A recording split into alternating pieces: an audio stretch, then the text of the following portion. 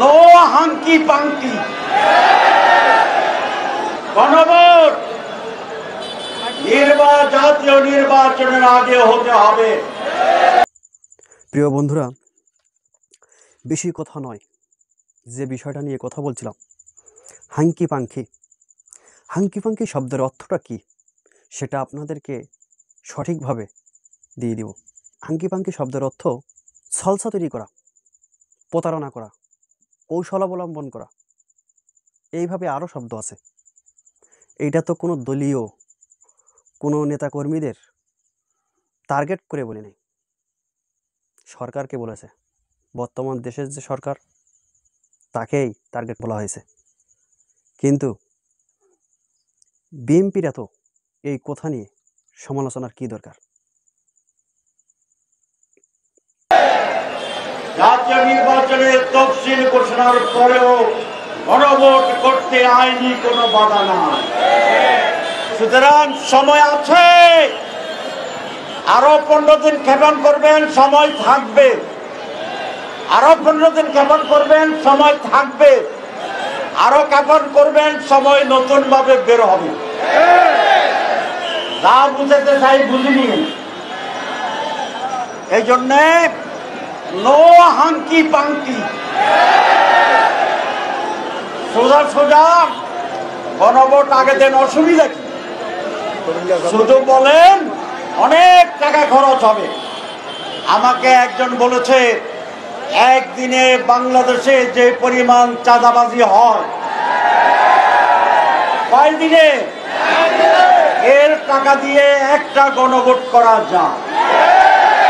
তাহলে চাঁদাবাজি বন্ধ হলে প্রত্যেক দিন একটা করে গণভোট করলেও টাকার সমস্যা হবে না। সুতরাং আমি এই সরকারকে বলবো, আর যারা সংশ্লিষ্ট তাদেরকে বলবো, আপনারা এইগুলা বন্ধ করেন, ব্যবস্থা নেন। ইনশাল্লাহ বাংলাদেশের গণভোটের টাকার অভাব হবে না। তারপরেও কথা আছে, আমরা আলোচনার আহ্বান জানিয়েছি, কারণ আমরা শান্তি চাই, আমরা সমাধান চাই, আমরা জাতীয় নির্বাচন চাই, আমরা সনদ বাস্তবায়ন চাই। সেই কারণে বলছি, যদি কিছু না বুঝেন, সমস্যা তাকে আসেন, আলোচনা করি। আমরা সেই আহ্বান জানিয়েছিলেন, আপনারা কি জানেন? সরকারও বলেছে আপনারা আলোচনা করেন। কিন্তু আমি বলেছিলাম যে সরকারকেও একটা ভূমিকা নিতে হবে। সরকার শুধু এই কথা বলে ঘুমালে হবে না যে আপনারাই আলোচনা করেন। আলোচনার ক্ষেত্র তৈরি করে দেওয়া, এখানে একটা রেফারের ভূমিকা করা, এই সকল বিষয়ে সরকারের অবশ্যই ভূমিকা থাকতে হবে। এই দেশের জন্য ভালো, এই জনগণের জন্য ভালো, এই জনগণের কল্যাণের জন্য ভালো।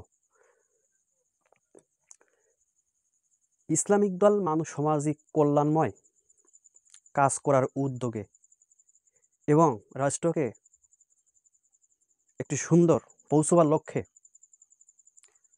জামাত ইসলাম কাজ করছে।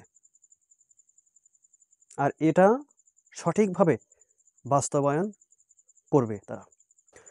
গণভোট নিয়ে যে কথা হচ্ছে, নির্বাচন আর গণভোট একই সাথে করার কথা বলছে মির্জা ফখরুল। কেন? আগে করলে কি? কিন্তু সরকার পক্ষের মানুষ বলে যে গণভোট করলে একটা বাড়তি খরচ, ব্যয়বহুল খরচ। কিন্তু আপনারাই তো বলেন, আপনারা এই 5ই আগস্টের পরে আপনারা দেশে চেয়ারে বসে আপনারা যে ওয়াদা করেছিলেন সেই ওয়াদা কি পূরণ করতে পারেছেন? পারেননি।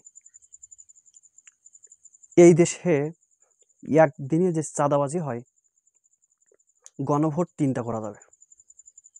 তাহলে চাঁদাবাজি বন্ধ না করে গণভোট বন্ধ করার জন্য উঠে পড়ে লাগলেন। প্রিয় বন্ধুরা, ভিডিওটি ভালো লাগলে অবশ্যই আগে সাবস্ক্রাইব করবেন।